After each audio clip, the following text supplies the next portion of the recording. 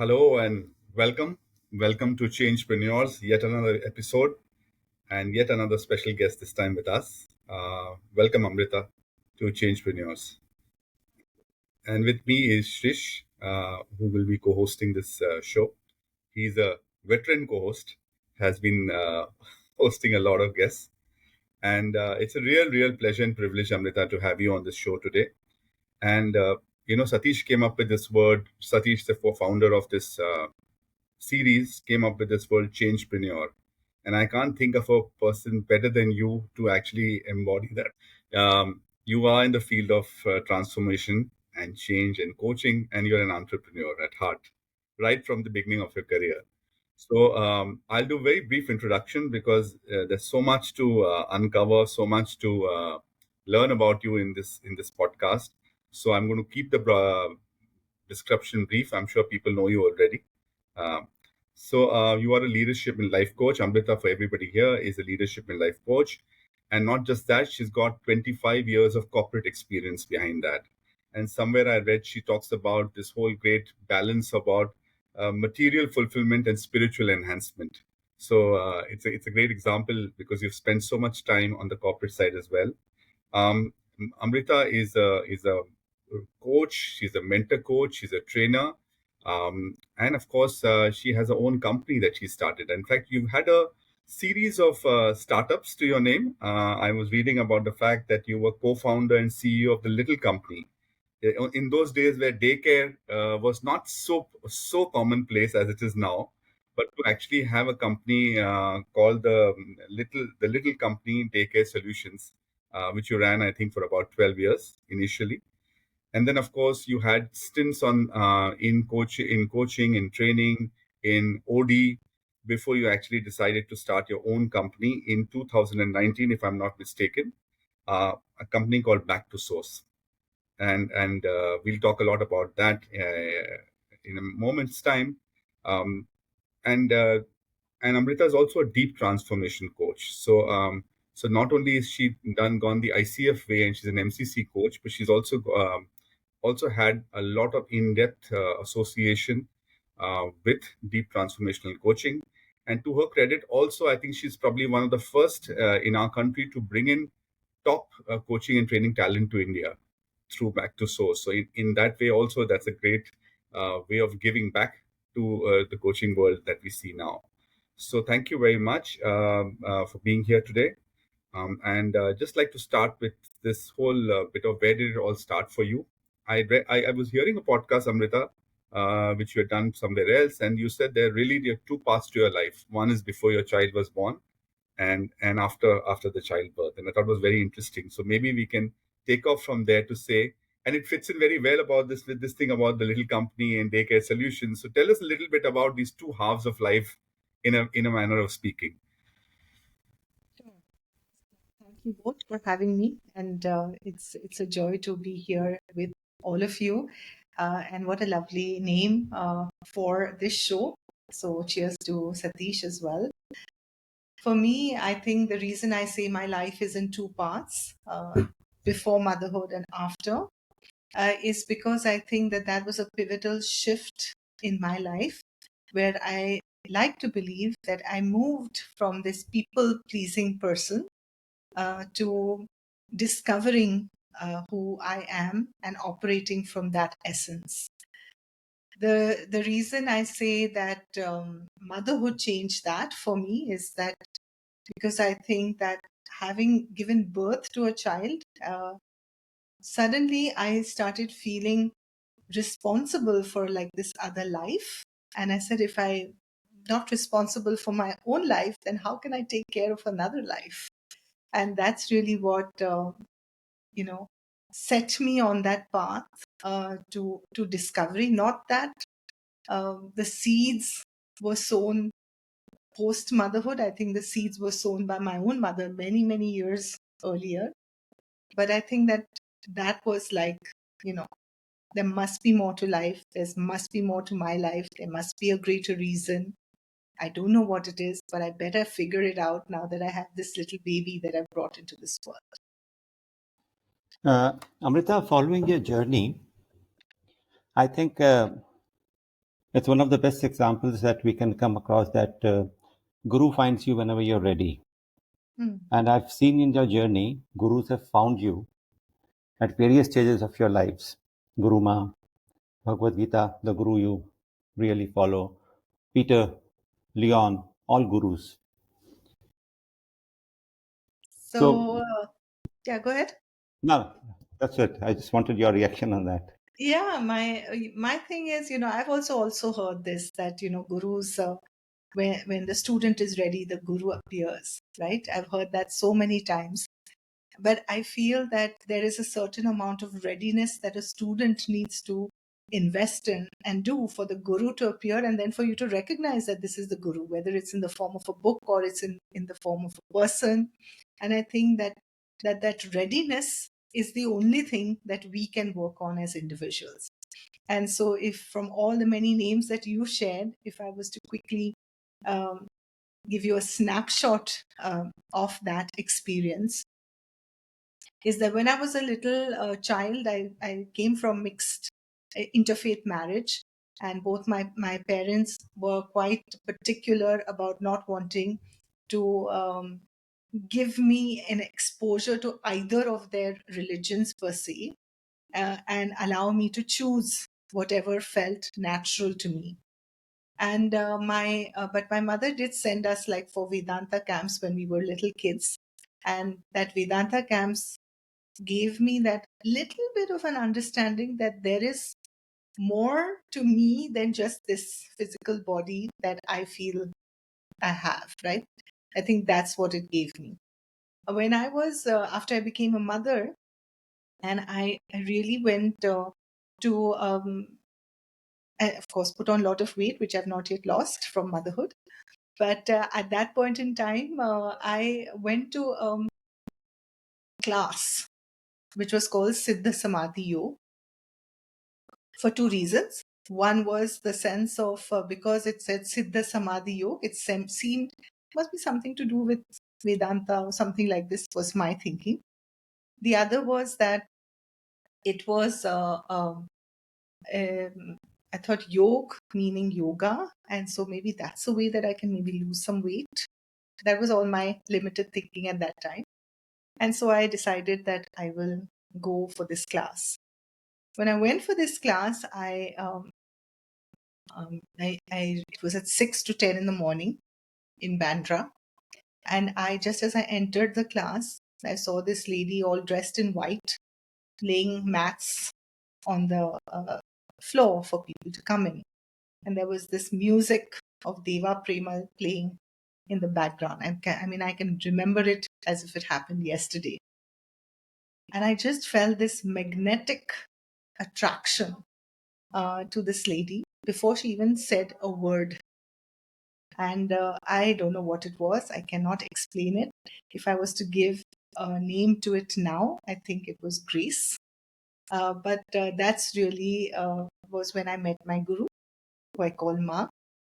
And I didn't know she was going to be my guru at that point in time. I didn't even know what it means to be a guru. And cut short to that. And of course, I did the course. Then I stayed connected with her. We kept growing in that. And there was, I remember again, one incident where she said, like, we're going to Kailash Mansarovar. And I said, I don't know about Kailash Mansarovar. I don't. She said, no, no, no, you're not coming. So I said, oh, okay. And so I said, maybe because I'm not fit and I cannot do this trek. I thought it was a trek, so I will not go. And that day there was no. I mean, that year they just chose not to go because I think the government closed everything down. The year following that, she said, we're going to Kailash Mansarovar. You're coming. And I said, okay, I'm coming. She said to go, so I went. No idea what it is about. No idea what it entails. Absolutely nothing. And when I went there, I don't know, it was something about being over there, being in her presence, doing that entire yatra, um, that I just felt the presence of God. Like I wasn't inquiring what is God, I had this presence of God. And for me, my guru was my God. I did not see any thing else because I feel she got me here and she was like, this is God. And that's how I believed it. And that really deepened my faith and understanding. She started teaching the Bhagavad Gita, which has become my um, core anchor of my life. I never could even read Sanskrit or Hindi. I still can't so well, but I started learning to chant it. But she would take verse by verse, and since then, we've had, I think maybe 4 or 5 times we've gone through each verse, and each time it brings some new meaning to it. And through all of this, this was that spiritual path that I was following. And like Rajesh said in the beginning, that there's material enhancement. So there was no way that any of my material goals had disappeared and I'd become like this desireless kind of person or anything. I had a lot of desires. I had a lot of responsibilities. I had a lot of interest to create and to some impact and to do some meaningful work that always existed within me. And then when I sold my business, which was the little company, after running it for 14 years is when I ran it. When I sold that business, there was somebody who coached me. And then I discovered, oh, there's a business called coaching. And then I started a coaching practice. And I went to learn coaching, sorry. And when I learned coaching, I felt that, okay, I can start another business. I'm this entrepreneur. So I started another business, failed at it, went back to the corporate sector to work. When I went back to the corporate sector to work is when I met Peter Redding, who I say is my guru of coaching. And, and the way that I use guru is somebody who takes you from darkness to light, and somebody who takes you to see the light within yourself. And each one has played their own part in helping me see the light and embrace the light that is me. And when I met with Peter, and to cut that long story short, it felt like my spiritual and material paths just merging together, and it allowed me to take this deeper journey in myself. And then, as you all know, the story of this, I've shared it with you all before, of just bumping into Leon Vanderpool, another of my spiritual partners, another who showed me deeper into the light that I am, and took me 10,000 feet deeper into myself. But each one of them came into my life at a time when I was ready. And I think committing to that path of your own readiness, then, you partner with life. The universe always has our back. And we always find way showers, gurus, people who hold our hand and walk the path along with us. I don't know if I answered your question or your reflection, but this has been my journey of these many, many people who have been like these little jugnus in my life and helped me see my own. This was so beautiful to hear. Shrish, you wanted to say something? I was just, wanting to shift the gears from spirituality towards the material part of it. Amrita, as we all know, is a very respected business person and carries a huge respect. And I personally, after seeing her journey, have the great respect for her penchant for picking up, how should I put it, the correct business at the correct time, and having the courage and conviction to pull it off. So I'm very curious now, Amrita. Um, were the seeds of this business person sown in the formative years only? So I would say that I'm a Sindhi by blood. And so there is no way that Rajesh will smile on that. Rajesh will smile on that when he hears Hindi my blood. I'm sorry. I couldn't refrain myself.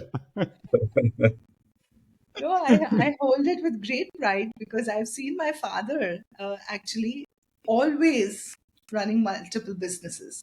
And I was always told that he, from the time he went to, I think, KC College many, many years ago. And when he was in college, he was running a business. When he um, left college, he started another business. And I've always seen my father running multiple businesses, failing at multiple businesses, but always doing some stuff and working for himself. So I think, yeah, maybe those were the seeds that I saw, that, business is the way to go.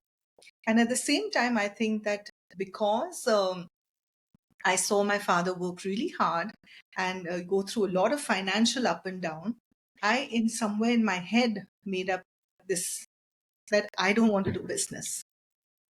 right?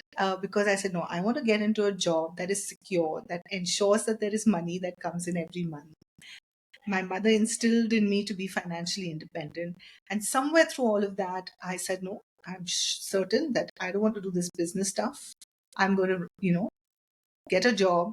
To get a job at that time, many years ago, was you had to do an MBA. And that's the only reason why I did an MBA. I mean, I got the marks. I didn't even choose science, arts, or commerce. My marks, depending on the amount of marks I got, which college I went into, I took commerce because of that. It wasn't a thought through decision at that point in time. Then the way to get a job was to do an MBA. So therefore, I did my MBA. I got a job and I started working. And I think that when I had my first child, again, the shift, the motherhood pivotal moment, I was in a job that I loved, that paid me really well, that allowed me to travel the world. And I thought that this is what I'm going to do for the rest of my life. People who I enjoyed being with, some of my friends from that first job still are my friends. This was the Exim Bank, is it? I know I started with Exim Bank, then I worked with a company called Synergy. Okay. And, Farzana, who had joined our course, she's my friend from that time. We worked together in Synergy together. And so they're still my really great friends. And I thought I'm going to do this for the rest of my life. It was home furnishing exports, looking at product from India and selling it overseas. And when I had my first child, I thought, oh, somebody will come to take care of my little baby. First of all, in India, I've given birth to a son, first son. I've given birth to a good looking, fair, what do they say, Gora Chitta kind of boy. I had North Indian in laws, my parents' first child on both sides, grandchild on both sides. But everyone, my mother was busy in her life, mother and father busy in their life in Pune, my in laws were busy in their life in Lucknow. And they said, of course, we are like so happy that you had this child, but it's your responsibility. Take care of your own. And so I decided that I first looked at, how I could go back to work. Didn't happen. And then I was recognizing also that I was becoming a little crabby. I don't know whether it was post natal thing of it, but I was becoming a little crabby. And I think somewhere within me, I felt that if I have to be a good mother to this child that I have given birth to, I must be a happy mother. And if I have to be a happy mother, I need to do something that I feel fulfilled by. But I was certain I did not want to leave my child at home or in anyone else's care. And having traveled, I saw that there is this, people at work, they get in overseas, fall back into like size zero instantly and go back to work within like 3 months instantly. In India, that was not the case. And I had many of my batchmates quitting their work or choosing not to have children. And I thought both were really sad options. So I decided to do something about it. I had my best friend who also had a baby at the same time. And we said, chalo, let's start a daycare business. Chala to chala, nahi to we'll have this really big space for our children. And we opened the first daycare, which was the first little company that we opened in Bandra. So I think that I stepped into business, which was in my blood, but it came from my own personal need. It wasn't something that I thought through. I've never created a business plan. Till date, I have never created a business plan and don't intend to ever create a business plan. I got into that completely as an extension of myself to take care of my son and my friend's daughter. We split our responsibilities. We're extremely complementarian to each other. And we grew the business like we would grow like our own, like it was like one thing that we're growing extension of ourselves. And that carried on for 12 years with 16 centers across 2 cities that finally got sold. Very, very nice to hear that story. I was just thinking when you said about transitions from corporate to what you finally are doing now. A lot of people we see in coaching, and I talk even about myself here, find that transition not very easy, and especially if you've spent a long time and in on the corporate side.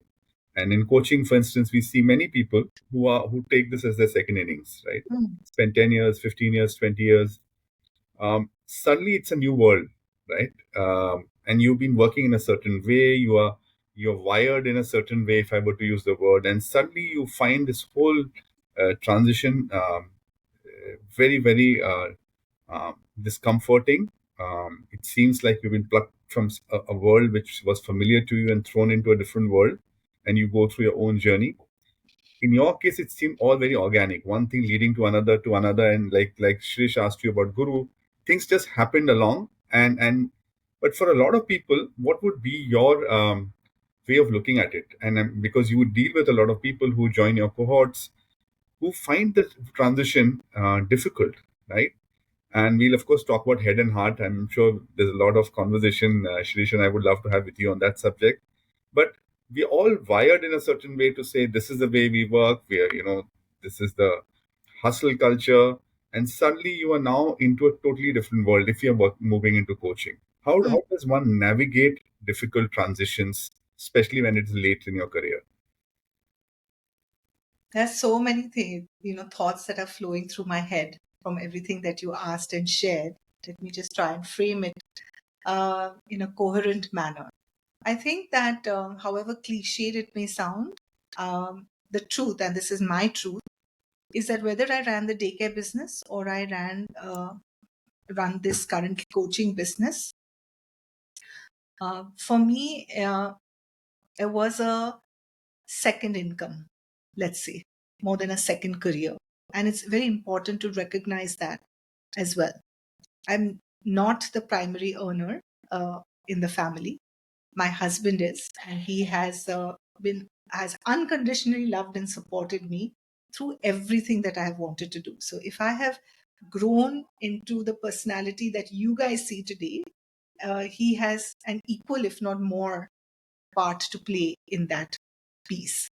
Because he has just let me fly and fail, try, do whatever you want.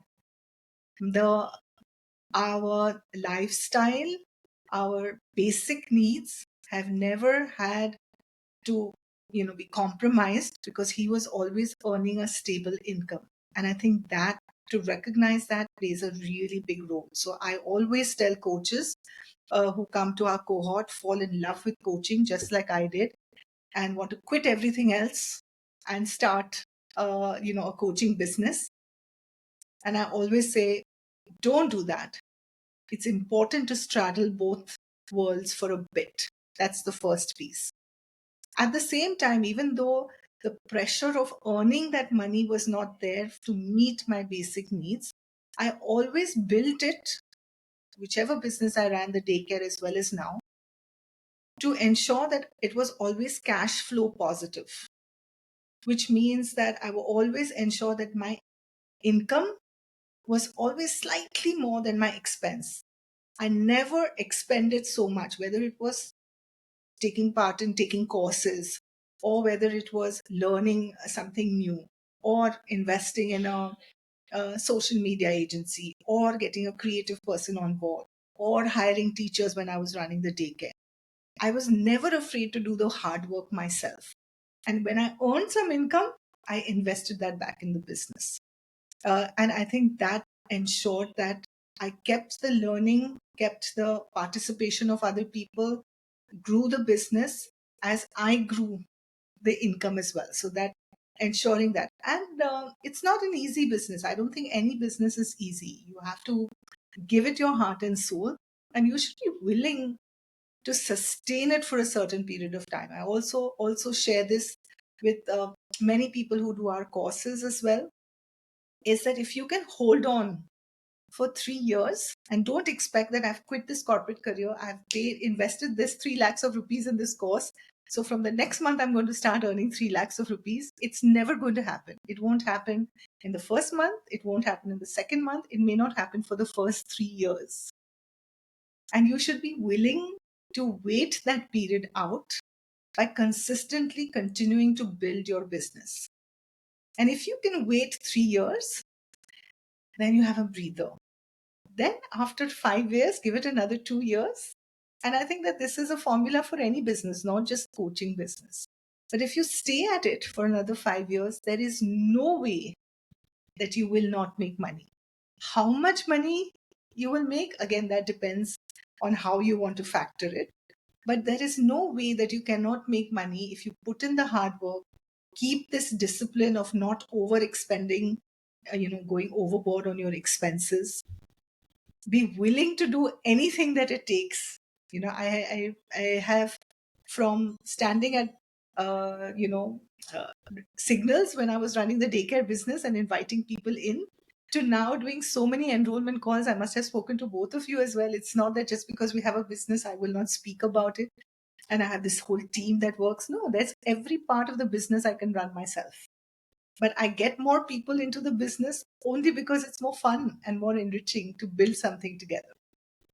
Right? So be willing to do everything, hard work, don't overexpend, and be willing to wait that out. And you will succeed at anything that your heart desires. You reminded me of something which I was taught when I started working in business, and was that running a factory is like planting a mango grove when it's not planting tomatoes. And that's what everybody who's coming to coaching business should also realize. You very well put it. Slog it out for 3-4 years.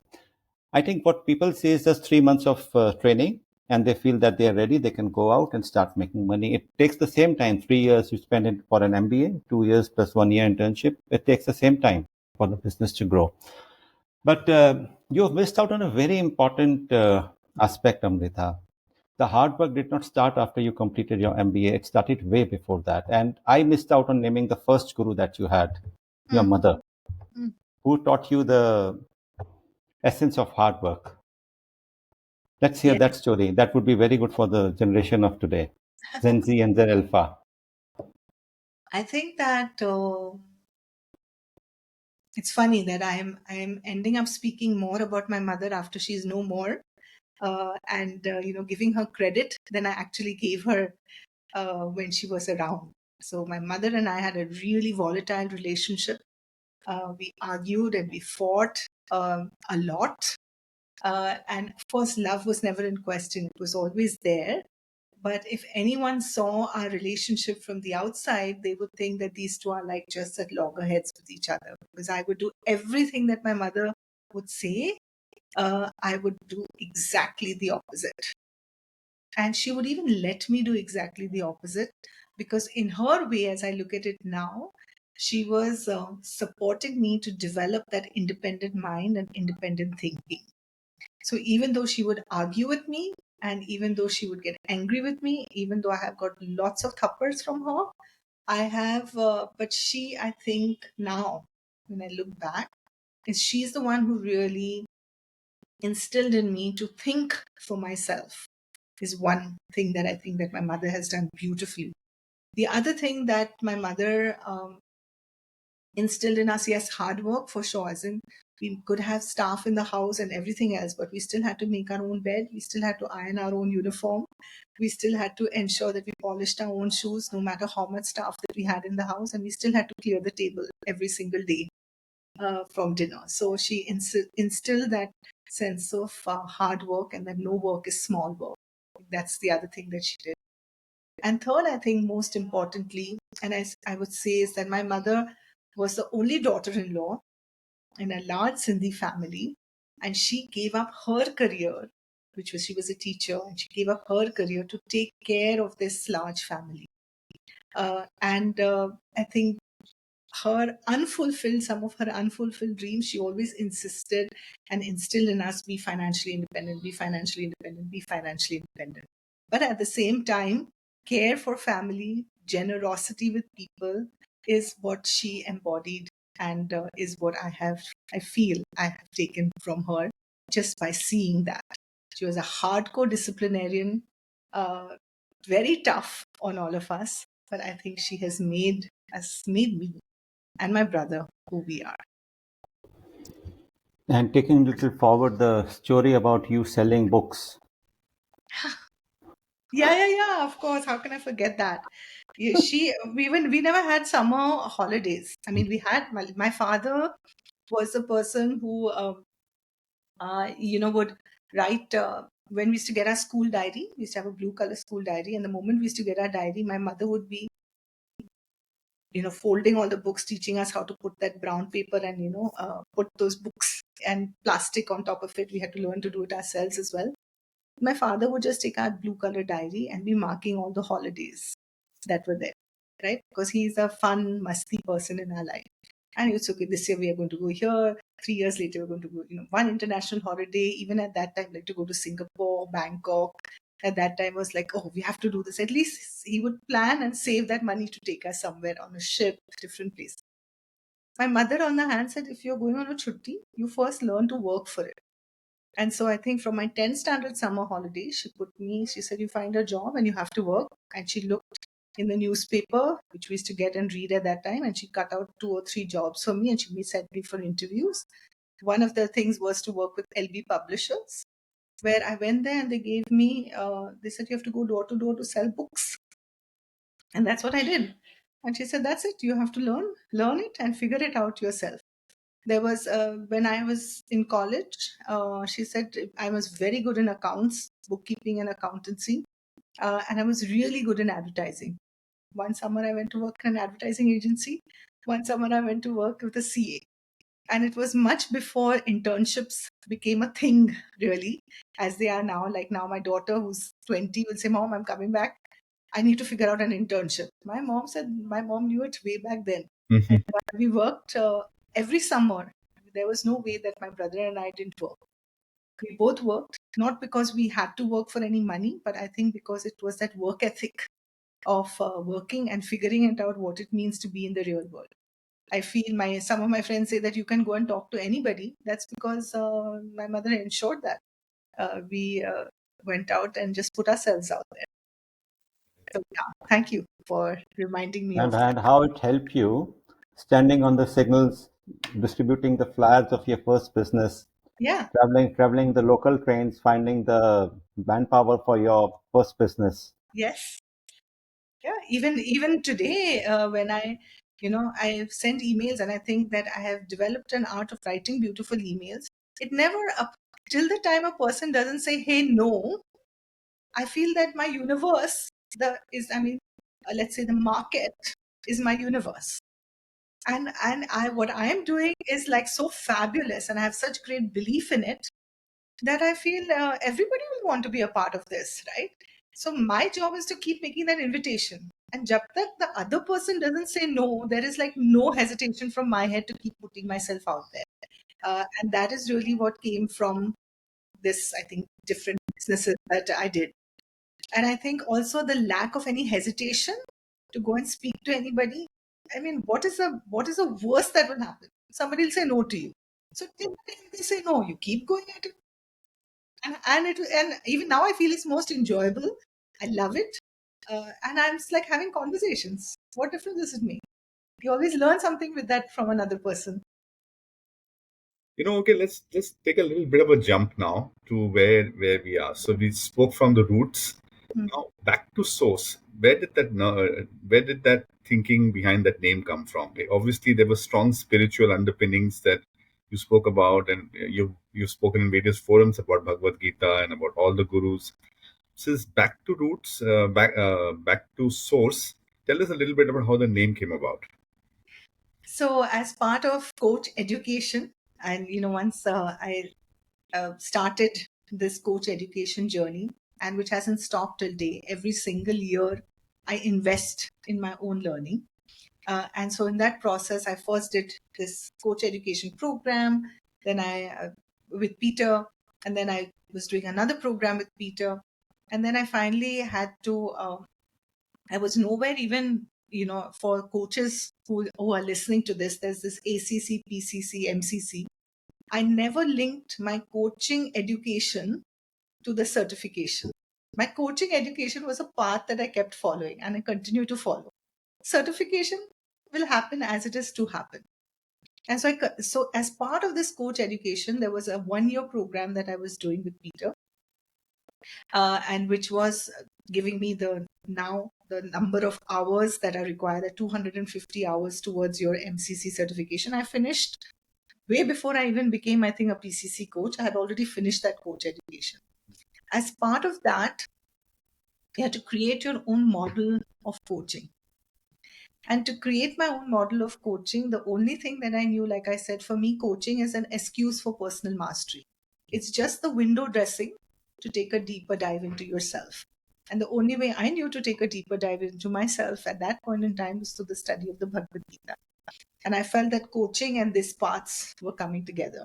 And what the Bhagavad Gita teaches us is a journey back to source, to go back to who you are. And so when I was creating this business model, and Peter said, so what's the name that you would like to give it? I didn't even blink an eye. I said, back to source. And at that time, Peter had this thing that we had to go online and check, does anyone have this domain? Does anyone have this name? From a business perspective, does it come up as in the first top three? Will it be seen? If there's anyone else, then take another name. There was nobody with back to source. It was the first thing that came up was if I had taken that domain name, the first thing that would come up would be mine. So it seemed like the perfect thing to do. So I just called it back to source. Because it is again, like the daycare was an extension of my life. Coaching is an extension of my life. This journey back to source is an extension of my life. So the business, there is no separation between who I am and what I do, between my personal and my professional life. There's zero separation. What you see is what you get.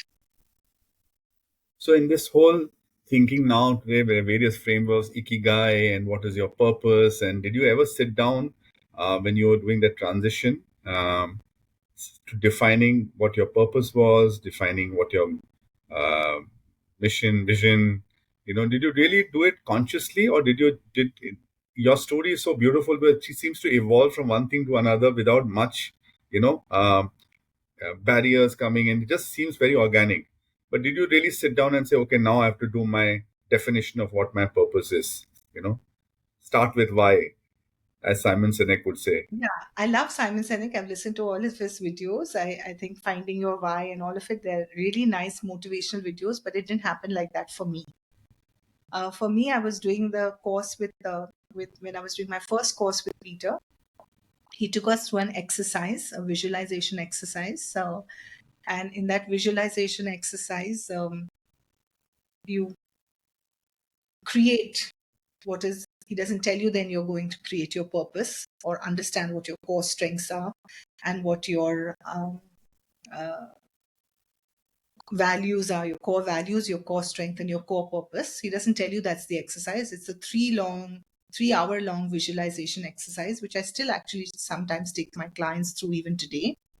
And as part of that, my core purpose came to one statement, which was, I am permanent. I am permanent. I am permanent. And it was in the year 2015. I had just lost my mother-in-law and my father-in-law in the same year. They had both passed on. And I went to Peter and I said to Peter that, I cannot even relate to this aspect of I am permanent. When I have experienced death so closely and I'm seeing that my in-laws have passed away, and I'm still in that space. And how can I even, how I can't be so audacious and say that I'm permanent when I've seen the impermanency of life so up close. And he, as the master coach that he is, he said, stay with it. And that's what I did.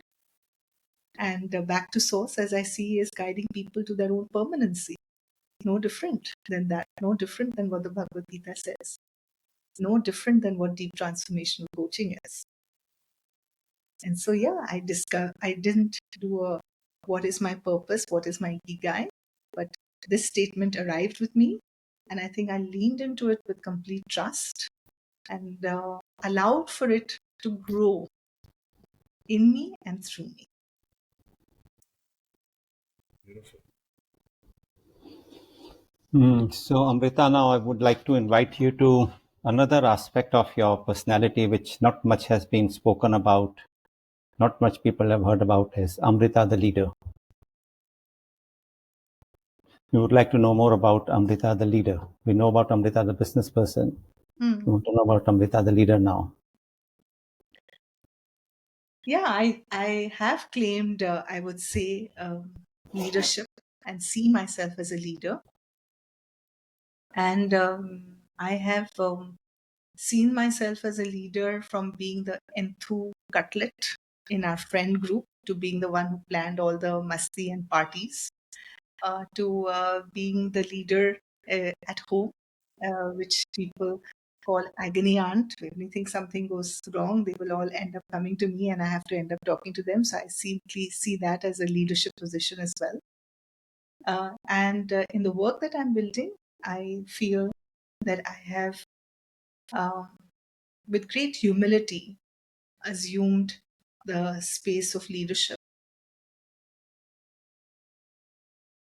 because I feel that there needs to be someone who walks the path of their own truth, invites others to join them on that path, and embodies what they are calling as their truth, which is an inspiration, hopefully, for others. Having said all of that, that is the intention I hold, but I release it as I walk that path. Even if nobody walks along with me, I know that I want to continue walking this path because this is my path to walk. If more people join that, wow, fabulous. We'll have another party. But I think that leadership to me starts as self-leadership and being a leader in my own life for my own self first, taking care of my own self first, and then inviting others on that path. And building soulful organizations is like my passion project, which we run as a collective. I was also very conscious of not building an organization after I had built my first one. It was the first organization that I built and sold. We had 180 people who worked with us, who were dependent on us every single day to run their homes and for us to pay them their salaries. And there were multiple times in those 14 years that I ran the business that I wanted to shut the business down. But I could not shut the business down simply because I felt a sense of responsibility towards their life. Fast forward to where I am today, I was very conscious that I don't want to build an organization where the lives of other people are dependent on me. But I'm certain that I'm building an organization where we can live together interdependently, where I may just be charting a course, seeding a vision, but each one of us work as equals. There's no hierarchy in the way that we work. Each one brings their own strengths.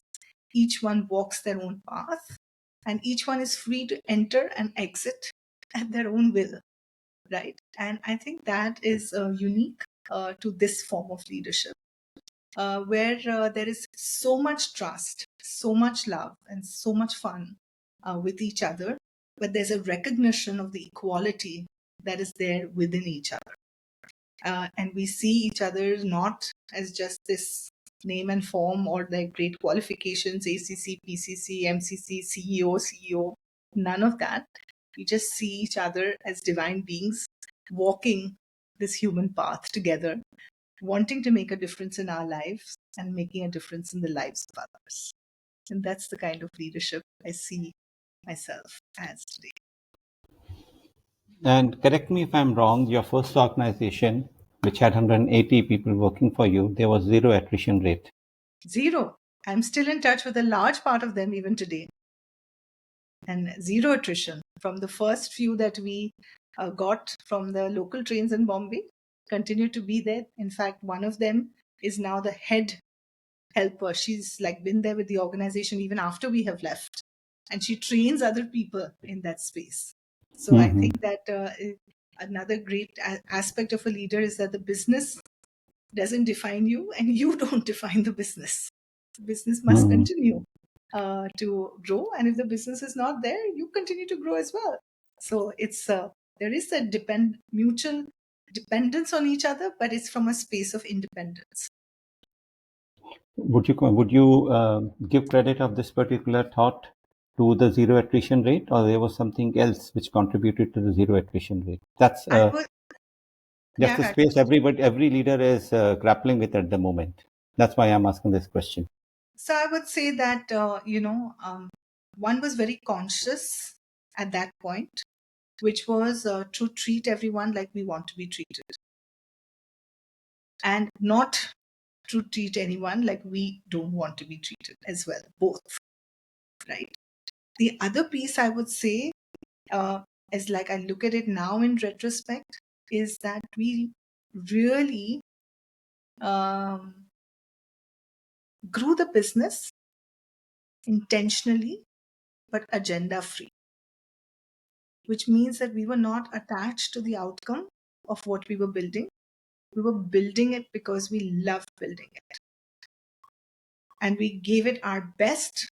And I think that's, of course, one of the great teachings of the Bhagavad Gita of being a karma yogi, of doing your best, leave the rest. And that has been one of my mantras that I have imbibed, continue to imbibe, taught my children. And when they came back from exam also, not how did the exam go? Did you do your best? Yeah. Forget it. Ab theek hai. Whatever is the outcome is the outcome. No worries. Amrita, this you do a lot of corporate work, and you've told us that you coach CEOs, CXOs, senior leaders across different domains. Given what the environment that we are in, everything is so uncertain today. Call it Bani, call it VUCA, whatever. We are living in a complex world, right? Um, what are people, senior leaders right at the top? What is their biggest concern that they would talk to you about when it comes to coaching? Oh, what they all talk about is all the external stuff. Hmm. When you start a coaching journey, team effectiveness, executive presence, greater collaboration, strategic mindset, visionary thinking, all of it. And I'm very, very vociferous in sharing with everyone I meet that the model of coaching that I follow is a spiritual based. I've learned spiritual based coach training. For me, it's a sacred process. For me, it is a spiritual journey. And if you're choosing to work with me as your coach, be prepared to take an inward journey, to rewire your inner operating system, and it is a courageous path that is not meant for everyone. All of these objectives may be met or may not be met. I cannot guarantee that. We can hold the light for these objectives. Hmm. What we're shining the light on who you are being as an individual. And I think that if I had to take all their journeys together, all of them would boil down to one thing, which is a lack of connection with self, with their team, with their leadership, with their family. And that lack of connection leads to a lack of not feeling that they belong. And therefore, they are unable to be effective as a team member. Therefore, they're underconfident and cannot show up in the fullness of who they are. Therefore, they're unable to lead teams to the vision that the organization holds. Therefore, they're unable to think of it from a strategic mindset because they're so narrow in their thinking of what happened to me, what will happen to me. So gaining comfort in themselves, which is connection with themselves, and then helping them radiate that outward is all that my coaching is about. And all of these things happen and unfold quite naturally. But for them to recognize that there is disconnection and then willing to do the work, to do the rewiring, to build that connection, it takes courage, it takes commitment, it takes conviction, and it takes compassion on both the part of the coach and the coachee. To know that I'm in a space where I'm not going to be judged, where I can say whatever I want. It is a safe space. And I will still be loved by I love all my clients. I love everyone, actually. There isn't a single person I don't love. That it's a space where you just show up in the fullness of who you are and help them show up in the fullness of who they are. And there's no difference between them and me. Do you do that at a chemistry session? Do you really bring this up? Because I would imagine at that level they've got this whole issues. They think that coaching is going to fix some of the challenges that they're facing. Um, let's say you're talking to somebody who's comes straight to the point and saying, I just want you to come and sort things out for me, right? Yeah. Uh, Yeah. how do you then actually get them in a state of readiness to go this path? So it's a very good question because what has not changed in the 12 years that I have been coaching is that organizations believe that they know what's best for their employees. And so they will get a coach and they will assign them to a client. And from that first place, I break that paradigm. And I say to my client, they said, no, we found the perfect coach for you based on my profile that I've shared with them. MCC coach, perfect coach for you. We know this background will be a perfect match. And I don't discount the intention. Of course, the intention is to get that perfect match. So I honor that. But at the same time, I will tell in my chemistry session, this is the way that I coach. Share exactly what I just shared with you a few minutes ago. And I tell them it's up to you to decide. And now that coaching has come to you, be rest assured that I will introduce you to many more coaches. And you decide who you want to work with. Because feeling that chemistry is, what is it? It's you're checking for resonance. You're also checking your readiness that we began this conversation with. Am I ready to go down this path? And not many are. And that's fine. So not every chemistry session I have, they say, yeah, let's go down it. But the people who choose to work with me after I've said all of this, I know they have come with that sense of readiness. And then they're willing to do this. And Amrita, again, a shift about your personality. And I've saved this best for the last. Yes, Amrita, the homemaker. I'm a great cook when I cook. I'm an absolute great cook. I think I'm a super party host whenever I do have parties. I ensure that it's an experience people come to. And I think that my house, which has now, because my daughter is learning Spanish, equivalent of Atiti Devo Bhava, which says Mi Casa es su casa. And it's an open house. We don't have a nameplate on our house. It's an open house for anybody who wants to come in. And everybody is welcome. We are hearing that. We're hearing that. Loud and clear. 110% is always open. Always open. And I think, yeah, that's how it is. My house is filled with love, I'm sure, and food, I'm sure. So you'll always come and feel full in our house. And how do you? What's your sort of favorite pastime? Do what you love cooking? And I've also heard that you're seen. You've described on LinkedIn saying my clients describe me as perceptive and light-hearted, warm and enthusiastic. So Yeah. the light-hearted part. Let's hear that a little bit about the light-hearted part of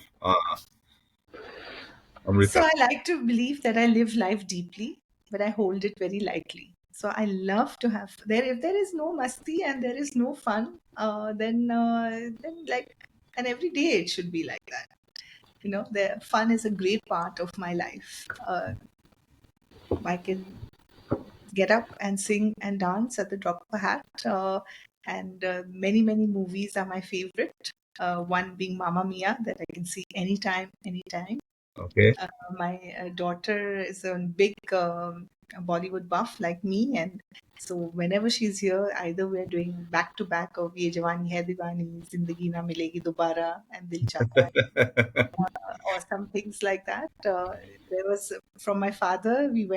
My grandfather used to actually make movies, and so Oh, currently my father, who's 82, stays with us after my mother passed, and he has dementia, and the only thing that he remembers is his father's movies. So in my house there's non-stop music that is playing from my grandfather's old films. That's also what you'll hear in our house. So I think music, masti, and I just think the magic of being with friends and people we love keeps the lightheartedness in me alive. what's your favorite soul song? What's the song that you would play that says this is me? I think, let me take this first. I think hers would be Winner Takes It All. No, I think it'll be more. I think it'll be more lighthearted. I think. Yeah. What else do Come you on, think? Amrita. No, No, because there are many songs. I mean, whenever I start a program, even what you all don't see, I always play one of my grandfather's movie songs, which is Kisi Ki Muskurahaton Pe Ho Nisar. That song always plays before I start any program that I run. And Which one? Sorry, I missed it, Amrita. Your voice faded out. it's from a movie called Anari. And Oh, the name of the song is Kisi Ki Muskurahaton Pe Ho no, sir. Nisar. Yeah, yeah. So that's definitely one song. Another song that I really, really love is Greatest Love of All. And this is a song by Whitney Houston. Okay. And it really speaks about the learning to love yourself is the greatest love of all. Right. And it's really about how you bring up your children and you grow them and then let them be. And that's another of my favorite songs. And I think Make Me a Channel of Your Peace. And I say all of these English songs primarily because I grew up also in a convent education.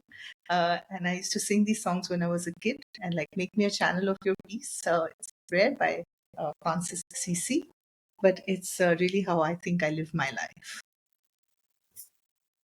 And if I heard it right, Anari was your grandfather's movie. Which? Anari? Yes. Anari, Arjun Pandit, Chori Chori, Annadata, Anupama, Anokhi Raat. Okay. And these are All all of blockbuster hits. They're classics, all, all these yeah. movies. And the moment he made a movie that didn't start with A, Mm-hmm. it went for a flop, which was a film called Halchal, and that's when he finished What all was his his name? movies. I'm sorry to interrupt you. My grandfather, his name was LB Lakshman, was LB Films was his film, and his partner was Rishikesh Mukherjee, so he was a producer, he was the director. Okay. And now I know why Amrita is so successful. Her name starts with an A. Yes. Ah, good one. Super hit, super duper hit. Coming to names, Amrita, if there were a book written on your life, what would its name be? What would this title be? Nice. Back to source, a gentle unfolding. No A here. Oh, gentle unfolding. Gentler. Is there a book waiting to be written? Oh, I'm writing that book as we speak. Ah, that's like breaking news. If it was a channel, it would say Breaking breaking news. news. Amrita Singh says that a book is coming. Yeah. Publishers, see if the publishers line up, then you know whom to. No, that is a really special story as well. And if you have the time, I'll write. Oh, yes, surely we have all the time. So I had gone on this retreat not long ago to Florida with Leon. And I said to Leon when I went there for that retreat that, in this retreat, I just want to be. We talk about being and all of that. And I understand it. But I really want to, in these 6 days, experience for myself what it means to just be. I said, sure. Did you need my permission? Of course you can. And for the first time in my life, even though I teach this work, I was really just being. And I always claimed the aspect of being a loving presence and being this beacon of love that I saw myself as. In that just being space of 6 days was for the first time that I saw the light that I am. Mm. And I have always been, like Rajesh said, fabulous in bringing, these lights from the world here into India and helping them shine brightly because they have, shined the light so brightly for me. So it's just my way of sharing them in this world, whether it's my Guruji or Peter or Leon. And for the first time in my life, and I again say this in a very, very grounded manner without any ego to it, I just felt, oh, I'm also light. And I was so scared about embracing this light. And I decided that it was a process, and it was good that I was there for 6 days for the retreat, and I was there for 1 whole month after that. In a not a very hectic kind of holiday space. I was spending time with another friend in her beautiful house, and slowly that integration of what I saw as the light as me, I started coming through, and I wrote an article called "Carrying the Light We Cannot See." And when I wrote that article, for the first time, I felt, oh, I can write, and I have something to say. And that's how Back to Source, a gentle unfolding, was born. And as I write this book, I think that I don't know whether it will be published, it will ever see the light of day. I have no idea, but just the process of writing it is so beautiful. Mm. And I'm writing it for myself, and if nobody else, if my two kids also read it, it's enough. Yeah. Even if they don't, just the joy of writing it, it's like I am witnessing my own life uh, in third person, and it feels so complete. When you say writing, your writing is so beautiful. Some of the I read your recent post, of course, on LinkedIn as well, about this whole heart and leading from the heart. Or Mm. it's so beautiful. The way you've written about the heart intelligence. Yeah. So you want to tell us a little bit about that, about this whole. We ourselves are going through this course with you, Shresh and me, and we have these conversations about head and heart. Shresh, of course, is from the business world. I'm from the corporate side, but we're also trained from as children to think. You're intelligent. Our intelligence is our brain, and Yeah. suddenly to come to a space in life where you're saying, let um, yourself be led by the heart, and Mm. listen to the heart's intelligence. Tell Mm. us a little bit about that as you embody it in all these 6 days that you did the retreat, and in general as a person that you are. Um, So I think that we limit ourselves by thinking that we are only have this brain and to think. First of all, the brain is not what gives us the capacity to think at all. The brain is just an organ that sits somewhere here and supports the functioning of our entire human body. I think that the way the Bhagavad Gita describes what the mind is, it's called Man, Buddhi, Chit, Ahankar. There is no place in from all my reading at least that has been able to describe the mind the way I think our Indian scriptures have in these four different compartments. And the reason I say that is because then our social conditioning is to think that the mind is like only the emotions space, and going down thinking from the mind, it becomes the mind gets diluted to say that's the heart space, where you think of it as just that emotions. And so that emotions is what sways you away. And therefore, we do not look at it as an intelligence of the mind, right? But the mind is made up of four different aspects as I have come to see it: Man, Buddhi, Chit, and Ahankar. Man is that piece, that mind of ours that, okay, you call it, is the one which defines our likes and dislikes, that moves, that sways and says, oh, ice cream, chalo, kha lete, even though I'm on a weight loss space, right? So it's that fluctuating energy that exists within us.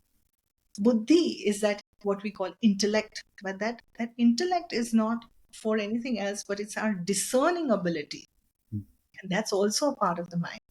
Chit is our past, and it has so many of our past, not just this life and the past that happened yesterday, but so many past lives that are embedded in our system, in our sanskars, right? And ahankar, which is ego, ego. right? And ego is not a bad thing. Ego protects us, and we had an exchange on that group as well in terms Yes, of we had. ego and self. Ego is just the way that we're looking at ourselves. If we look at ourselves by all these different fancy titles, that's where we will go and spend our time. But if we flip that aside and flip the coin of the ego, which I always say ego and self are just two sides of the same coin, then we're able to embrace our divinity and embrace the truth of who we are. And that is the intelligence of the heart, Mm. right? Which includes the intellect. But we're so socialized and so conditioned to that you have to think, you have to score these marks, you have to do all of this, that we forget that we have access to three other intelligences which is made up of this man. Mm. And therefore, if we don't use it, it goes to sleep.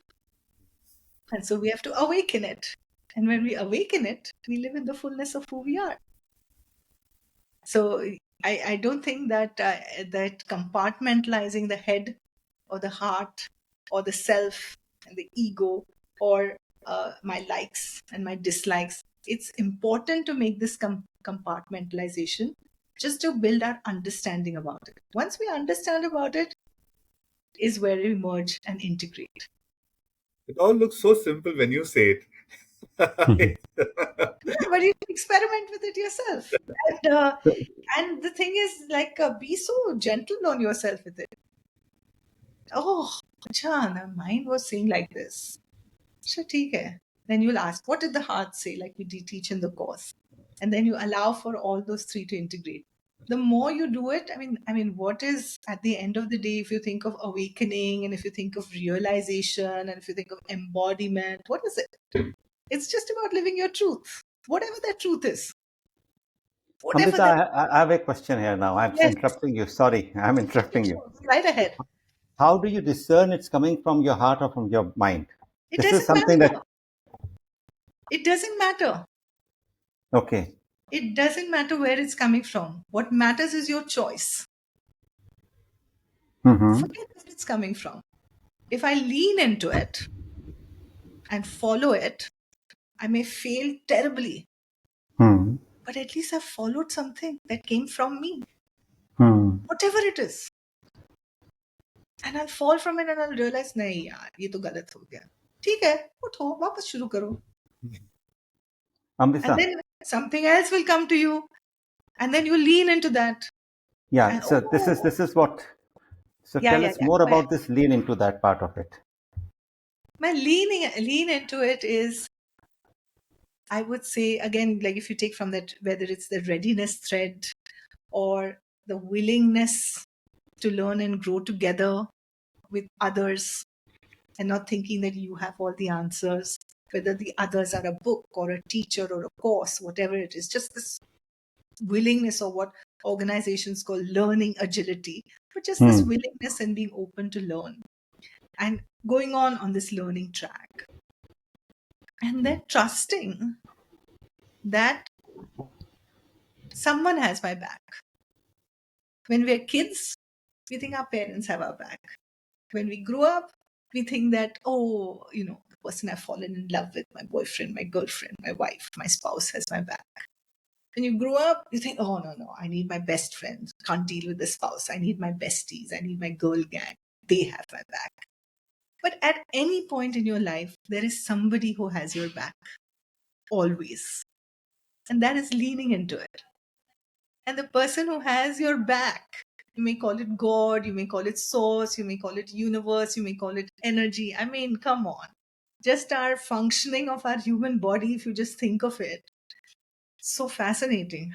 We don't even think about something is making it happen. Like there is something that enlivens us, whatever that something you call it. And what you're leaning in is you're leaning into that which enlivens us. And then मौज और मस्ती है और क्या है. मौज मस्ती और अमृता का बनाया हुआ खाना. आ जाइए. Always welcome. Always welcome. Rajesh is the Uh, lucky one. He can drop in any time. yeah, I'm going to take this invitation about the house being always welcome. So I'm going to now just 100%. But I have to say that I have the most amazing, like I have zero attrition of my staff at home as well. And so I have the most amazing people at home. I don't like to call them, they're an extension of our family, and they cook every single thing that is there. So as much as I love to cook, I have enough number of people. So whether I'm at home or not at home, you will always find love and food in my house. So you're always and welcome. Sindhi curry. Is that talking about Sindhi? And do you have Curry, koki, mohan thal, ask whatever you want. as authentic as it gets? Wonderful. And I've come from 4 different cultures. So I have embraced the Bori food, I've embraced the Sindhi food, I've embraced the Kashmiri food, and I've embraced the Rajput food. So don't worry, Shirish, you won't be left out. You will have arhar ki dal and you'll have aloo matar ki sabzi as much swadisht in my No, house. no. Just give me advance notice, then I will go in and cook specially for you. So I'm going to take a commitment from Amrita today. She rarely gives a commitment, but I'm going to take it. So if I'm not able to make it when she throws that party after the DCI course finishes, I'm going to take that rain check with me. Whenever I'm in Bombay, I'm going to drop in. 110%. Rajesh, And it, you are the yeah, witness to it. I'll take you you, along just to be the 110%. witness on it. think about because Don't, उसकी तो कोई गुंजाइश ही नहीं. You just say and you give me 1 day's notice. That's all. Thank I you think so we're much, probably keeping Amrita. our time on 16:49. So I think we're And coming to the end of this session. I just want to, I know, don't want to end on a sad note because it's such a lively session, but अरे वो just, खाना is not a sad note. no, It's a no, good but not that. thing. But I just want to ask you you must be something. gaining weight, Amrita. So that's a I sad always ask note. if someone, people leading this, anything that you regret in life? Ah, Hmm? Anything that I regret in life. Because you brim so much positivity. There's so much of, you say, you use the mauj masti so many times in this conversation for the Yeah. last 1 hour. There's something very, there's a energy around you which is so positive. Hmm. But I always sort of, and then there's a human aspect to all of us. Do you sort of ever feel about, from the early days to now to where you are headed? uh, Yeah, I did because I must say with full honesty that it was post. I became a mother when I was 29, and 29, I think, yeah. And it was not exactly, but I think that post motherhood is, I think, when I went on this journey. Before that, I think I was really quite a mean person, and I really regret that aspect when I was in college. I was aware that I could like command space in a room for whatever reason, and I took full advantage of it. I broke many hearts. I made many people do my assignments. I made many people run around and do stuff for me, all in the name of "Chalo, I'll have coffee with you." And I'm quite arrogant from that space, and I really regret being quite mean to many, many people when I was in my teenage age, right? And yeah, that's and this, some of them I have met in this second phase of my life, and I have said sorry to them. But I have a list of people who I can say sorry to because I was quite a little meanie when I was growing up. this juicy tidbits is kept for the last, not so that Correct. she I doesn't think, have to delve into it. I Okay, told so you, ask me whatever you want, and I will answer with complete I honesty. think so, that so that we that will correct. I think that you that we have, must but tell we you. will You've not. been very honest. And yeah, But yeah, we will Sakshi. not end with the regret part of it. We'll end with the happy part of it. So, how has happiness shifted for you from what you were in your teenage age, being the meanie person that you were, and now that you are I think that at the Amrita? some point in time, I think I redefined what success meant to me. And to me, success is having the time and money to be there for people who you love. And that really is happiness for me. And like, I'm going off for 14 days to Kerala to stay with my friend who's been my childhood friend. We did our MBA together. She's seen all the mean sides of me. But when she turned 50, she said, I want 2 weeks of your time. And to be able to just make that time to be with her is for me the most is such a happy feeling. And always having time and money to be there for people who need me, and is how I define what brings me happiness. Beautiful. Wonderful, wonderful, Perfect, Amrita, perfect time, and I think, to yeah, end, and go on and on. But I know we need to come to this conclusion in closing. Anything that you want to say about the future? How do you see yourself, let's say, and back to source, say in the next 5 years, 10 years? Any visioning that you've done for yourself? Yes, I've seen Back to Source growing in numbers of people who join it as a collective. We meet annually in my parents' house in Pune, which is now also an open house, whether we're there or not. And it's like bustling with music and food, and everyone having a good time and celebrating all the great work that we've done and planning for what else we want to do and how we want to show up in this world together as a team, but also individually as walk our path back to source. I think that's most important. Uh, is to journey together with like-minded people and to keep growing that number so that we all get back to source eventually. Perfect way to end. Perfect Anything else? ending. And let me thank Thank you. Amrita not only for being here, for sharing everything that shared, but one thing that I take away from is being spiritual doesn't mean that you shut a blind eye. You keep turn a blind eye towards practicality of life. Both have to be integrated. Both have to go hand in hand.